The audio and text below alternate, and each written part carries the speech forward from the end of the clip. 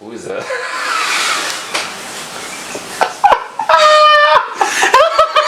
Who is that?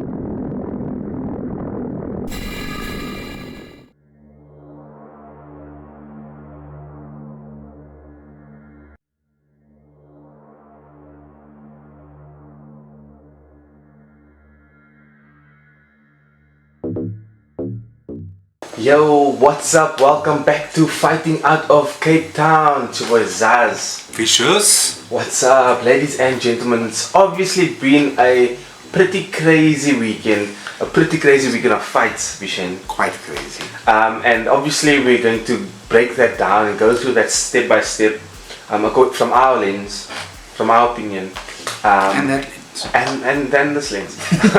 And we're gonna figure things out, and we're gonna see or try to establish a way forward. So, without further ado, Vishen, the segment is what have you learned? So, Bryce Mitchell versus Ilia Topuria. What have you learned? Ilia Topuria is a real deal, son. Oof, savage. He's a savage. He look, I thought Bryce Mitchell had some moments in that fight. You know, in the first round, definitely had some moment. Got Topuria with a lick knee there at one point. It was very nice. But Bryce Mitchell looked like an uncle in Portazig after a roll outside a pub. That's what he looked like in the second round. In the second round, my bro. The second round. Oh my god. That straight right that dropped Bryce Mitchell, my bro. And the look on his face like, oh, beers are 36 rand now. That's how he looked. What was it before? 18, a long time ago. And I was a boss. I feel you. That's an amazing analogy. Yeah, look, it was obviously warfare from minute one, from second one. It was fantastic, it was fun. It's kind of what we expected, right? A barn burner, a real true and true barn burner. I'm so in awe of Ilia Topuria and his skill set, how tight he is. Yo, very tight. His rigid movements, his footwork. We spoke about he takes small steps. Very small He's steps. very good at that, so he's always kind of, in control of his space and how far in or out of range he is. He stays, just on the outside and explodes in very nicely. He's obviously so technical, a lot of straight shots. A lot of straight shots. Doesn't Poya like, and those, for me, those small steps probably give him the ability to give those hard hits, those 100%. the hard throws, Lurch. and then find his balance quick. Because he knows, right, if he manages to step in, depending what your movement is like, he knows that if he throws, even if he throws with everything, if he loads, he knows he can load quickly. Number one, he has a very quick recoil, and he knows that if he throws, the person will be there. The person will be there. And Bryce got out of a few huge ones, but obviously there's going to come a time where he's going to be there, it's going to find him. And it did. Ilia Topuria was absolutely amazing. What I've learned is that Bryce Mitchell is a tough guy to put away. But like we thought before, he's not coming in the best shape. It seems like this will be that moment, that reset for him where he goes, whoa, I can't go in again like this, right? No. I've got to do something about it, and what that plan is, we'll have to see how that unravels. So interesting times for Bryce Mitchell.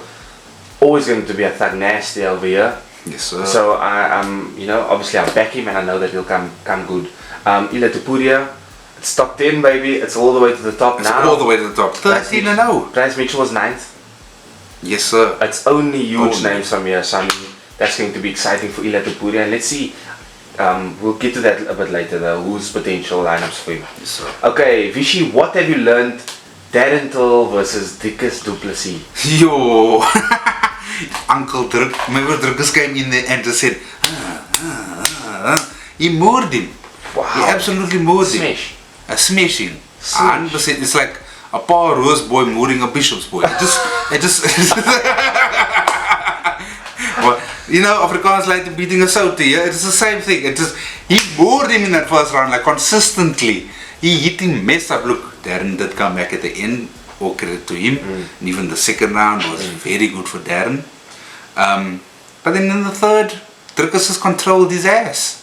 And, you know, there were certain moments there. I think Darren got the best of the second round because DRICUS was tired. And then when the third round came around, then DRICUS was kind of reset and Darren was kind of tired. He wasn't trying enough. And he got a try to win. And unfortunately, DRICUS did so much up until that point. Yeah. DRICUS is a winner. Amazing. Look, like you said, look, with Dental, I think it's one of those things. A few red flags I noticed. No Colin, no head coach. Brendan Lenane was obviously his main coach, and I love Brendan Lenane. I've been following him since Cage Warriors. Then into the UFC, through his bad patch through the UFC. I watched the title fight in the BFL. I'm that much of a fan of Brendan Lenane, and I watched his title fight and I watched him win, you know, the $1 million in PFL. Like, he's absolutely amazing. He's a savage. It's clear for everybody to see. But to have your friend as your head coach tells me there's something off, right? That's the first red flag. And so, you know, and then how he looked coming in. Now, I'm not going to fat shame or body shame, because this is not fat shame, this is thin shame. But he just, you know, he was so lean, and obviously you can see he ran a lot. That's amazing. But it didn't translate into the power area or scenario of it. And that's a big component in this division. 100%. Power. So for Dental versus DRICUS to PLESSIS, with DRICUS we know exactly what we're going to get. We're going to get an unorthodox fighter who's very fast and rigid with his movements. He's very up and down. He's very tough to pick up on his feints, on when he's going to explode and when he's just, you know, moving in and out of the zone or range to see what you're doing. He's just this phenomenal counter puncher that has all the strength and power in the world, and then he can grapple you the way he grappled Dental.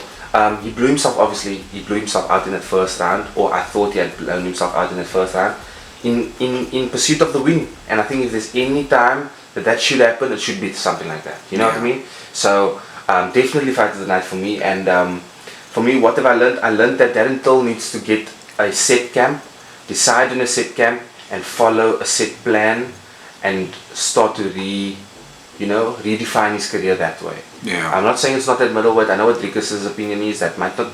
I'm not saying that's necessarily that. So, who knows? Potentially welterweight for him. Potentially. Because he'll be so big.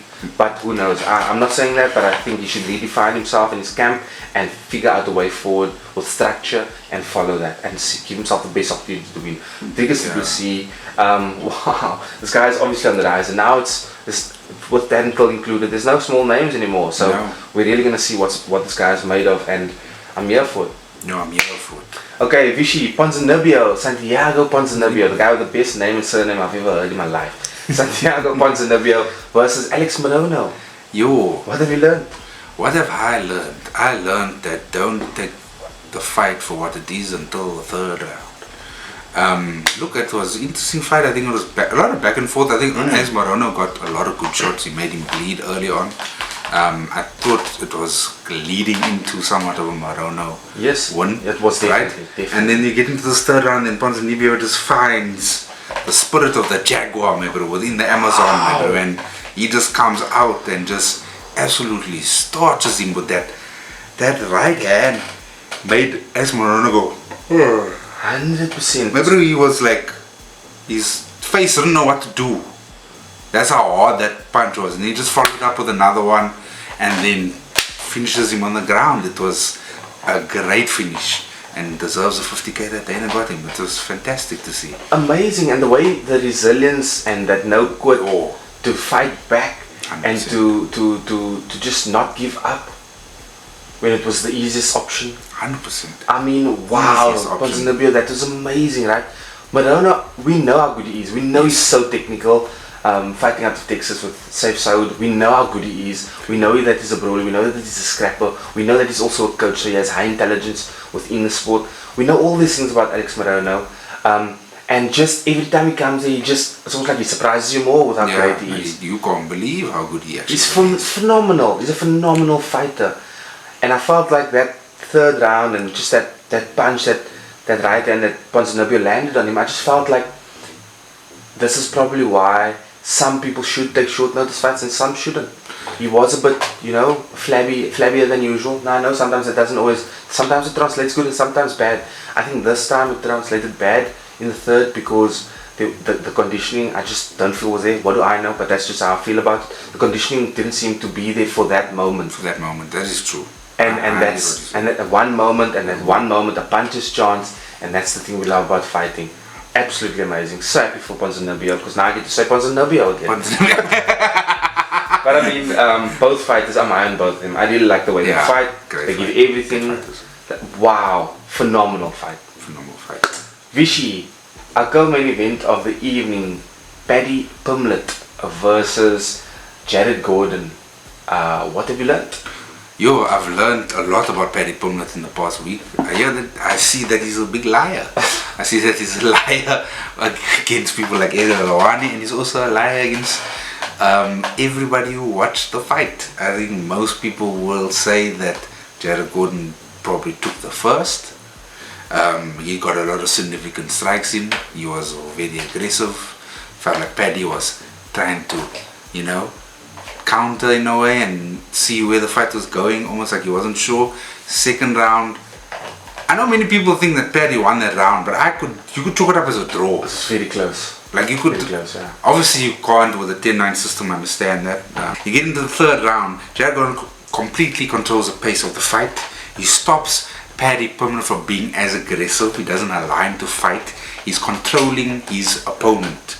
Whether Paddy Pimblett sees it as control time with nothing, that means fuck all in my mind. That is controlling. You are controlling your opponent. You are holding your opponent down. He cannot fight. He can't do what he's supposed to do, what he wants to do. And so he does that the entire third round. Now people see it as a Paddy Pimblett win is baffling to me. I can't understand it. It's not weird. many see it that way. Yeah. And he's calling for fight of the night after the fight, and nobody thought that. Only him and Dave Portnoy and maybe Molly at back home getting cuddled by a girlfriend because she lost. Anyway.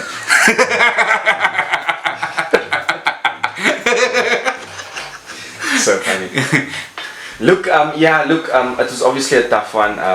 Obviously a lot of outside of the octagon things happening last week.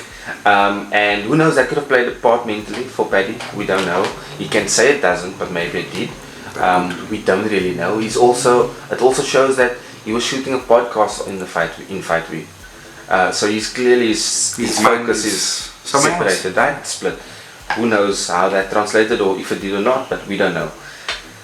What I do think though is that for me it was simple. I thought Jared Gordon won all 3 rounds. I thought the second was the closest, and I thought that Jared won that. I thought Jared was way more assertive than Paddy. I thought he was able to outlast Paddy's flurries for as little as they were, and control where the fight took place, what happened in the fight, when they exchanged. I thought it was convincing. I thought it was easy. Clearly not, right? And we know that sometimes you can feel a certain way in the fight and it can be completely the wrong perspective. It happens at times, right? I don't think this was one because of the vast majority feeling like there was no way that Paddy won that fight. Either way, what's to come will reveal itself, right? Whether this was good or not. This is true. And as a Liverpool fan, and you're clearly a man from Liverpool, Mr. Paddy Pimblett, it's almost like looking at last year and seeing City beat us with 1 point for the title and then telling me that Liverpool won the title. It was that close, sure, but you lost. I know you want to be confident, maybe you want to show the world. You have to, right? Right? That you were the guy and you won the fight and everything, but my friend, you didn't win that fight. By far you didn't win the fight. The judges were wrong, and they need to be held accountable for shit like this. It's disgusting, actually. And I really hope that something eventually comes of this type of event, because I mean, with everybody having a bitter taste in their mouth, I think it really should make the UFC take note and stand up. But who knows? We'll have to see. Maybe it's also a way for them to favor certain people over others. Who knows? But that's the vast majority of, I think, what all people are feeling after this event, especially Okay, Vichy, what have you learned? Jan Blachowicz versus Magomed Ankalaev. You heard that robberies were continuing, my bro. That's what I learned. I heard that the co-main event and the main event was straight robberies. Like we even watched the fight before for recording this. The first 2 rounds, sure, Jan Blachowicz very aggressive. Leg kicks, fantastic. He gets a few punches in. You know, Magomed almost looks shaky. His legs is not so lekker. You know, they're very small. So when he takes impact. Then the next 3 rounds, Magomed Ankalaev 100% wins 3, 4, and 5. Without a doubt in my mind, he wins 3, 4, and 5. And when it comes to championship rounds, that always seems to be considered a bigger thing to win the 4th and the 5th. So for him to not win the fight is so confusing to me as somebody who's been watching the sport for so long now. Because where's that argument now? Like, what are people going to say after this? Because he won the championship rounds. So now is it not more? Was it less? Is it the change? Then the belt should be, the heavyweight belt should also be vacated because Stogan and Franz Ngannou drew. Yeah. 100%. On that account. On that account, 100%. So I just think it was a poor decision. I don't even know where you can get a draw, because at the end of the day, how do the scores match up into a draw? So here's the thing. This is what I'm thinking. Right, that 3rd round, Jan hurts Magomed's legs. Yes. For those kicks, right? Excuse me. Let's say, for argument's sake, he had to rock Ankalaev in that round. Would that be counted as the same? No, right? Yeah. Because you just hurt his leg. She just hurt his leg. What if my shoulder? Did TJ lose points in that round that popped his shoulder? No. He got finished. But yeah, right. If he didn't lose that round, you wouldn't have lost points for it because there's no relevance in it, right? 100% there's no relevance. Magomed goes on with that shaky legs to win the round. Obviously, I think clearly, he's out of range all the time. The punches are doing this to him. I just don't get it. I just don't get it. I think it was a clear win for Magomed Ankalaev, and I thought Jan Blachowicz did really well to be honourable and say what he said, and I think we should have left it at that. And then it turns out to be a draw, and now people are angry, and Dana's angry, and now it's Jamal Hill versus Glover Teixeira. I'm confused. I'm confused. I don't mind it. I'll watch any fight and every fight the UFC gives us, but I'm just confused. And I think for people like us who flip and divulge every minute, every second of MMA or of this organization's, you know, antics or just what they give us in terms of entertainment, it's always been well received by us. And this type of thing is just, it's getting to the point where it's like something has to be done. Something has to be done. But alas, we'll have to see how that goes. Okay, Vichy, Yes, sir. our next segment is Who's Next. So I will give you the winner of each main card fight, and we will go on to decide who's next for these people. Okay. Ilia Topuria, I will give you also. Yes, sir. Give me the potential. I will give the potential names. The next for Ilia Topuria is Giga Chikadze, Calvin Keita. That's 8 and 7. Ooh. Who's next for Ilia Topuria? So it's Calvin Keita? Giga first and then Calvin Keita. Oh my goodness. yes, boy. Oh my word. I don't know if you Or want. would you like to see? It doesn't have to be those names.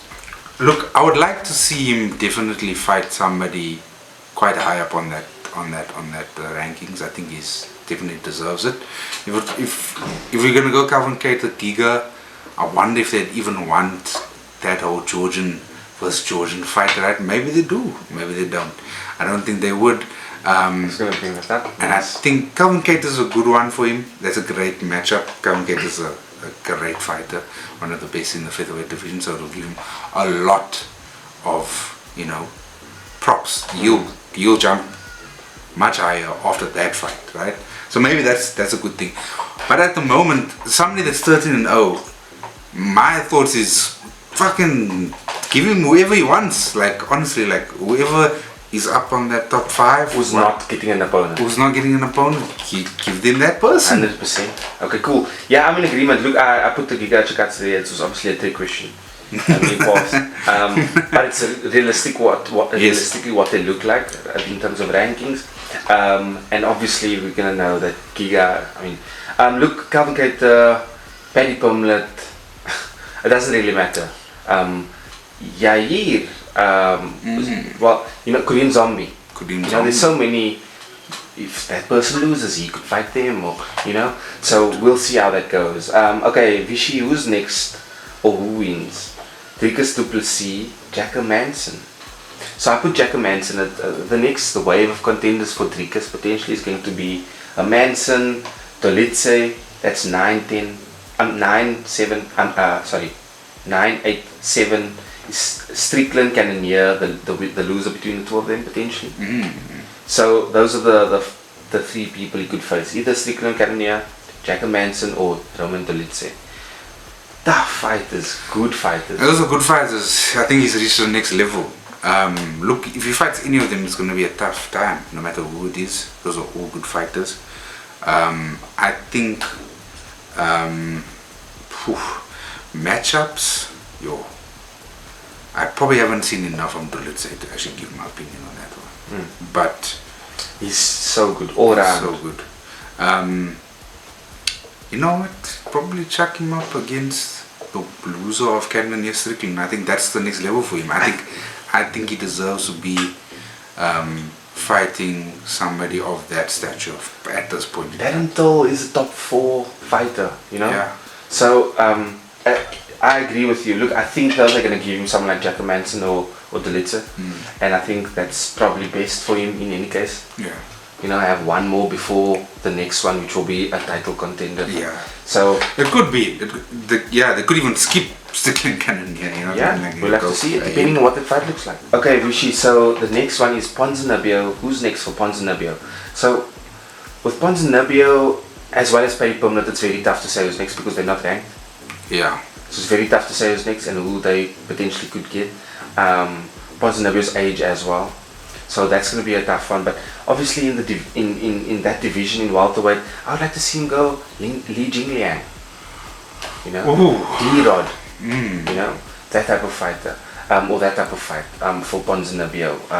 Who do you think? Who would you prefer between D-Rod and Li Jingliang for Ponzinibbio? I would like to see him fight up against somebody like D-Rod. D-Rod would be perfect, eh? It will be perfect. It will really test him to the point. That's a fight of the night contender. 100%, because D-Rod is gonna come with bombs, son, and he's gonna give you a hard time.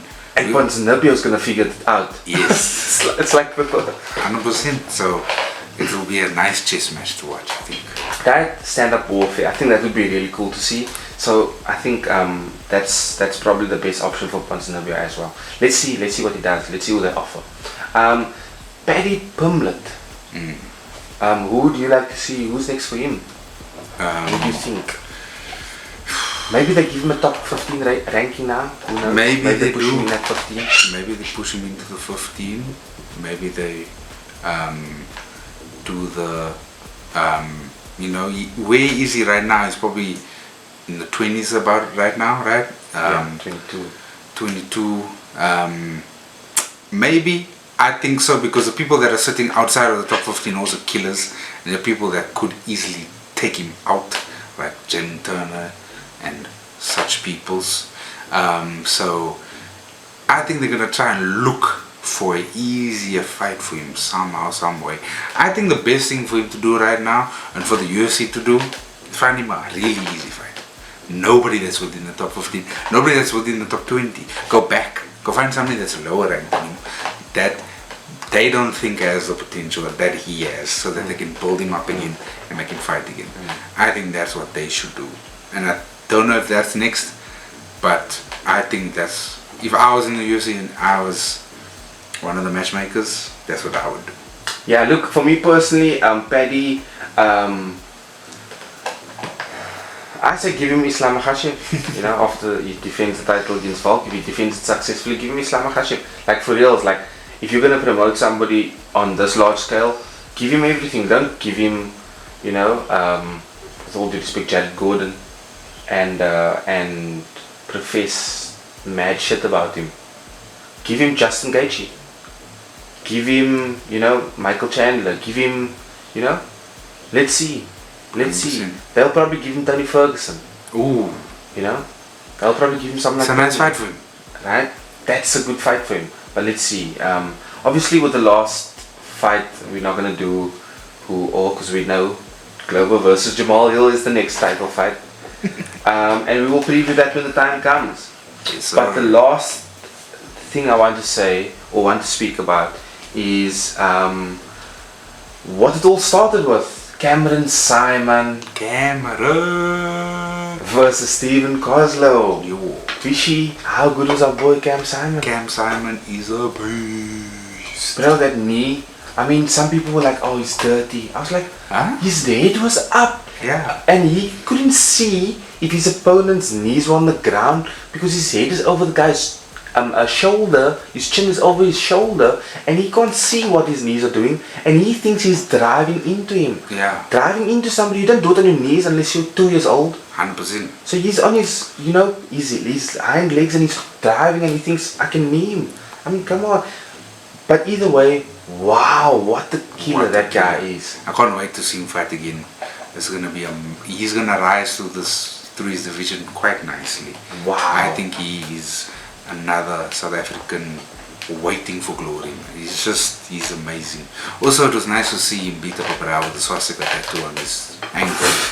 We don't want to go there. So apparently, it could be from an anime show, which is also weird because what anime show has a swastika?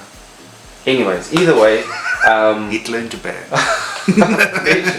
Anyways, either way, it was flippin' fantastic watching Cam SAAIMAN fight and DRICUS du Plessis. We're so proud of them, immensely so proud of them, and we know they're going to do much more. Yes.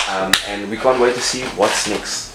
What's next? That's the last fight, numbered card of the year. Yes, ladies and gentlemen. Time has flown by. It's been crazy. It's been crazy. And I can't wait to see what's next. Yes, can't wait for another full year of fighting out of Cape Town. Let's go.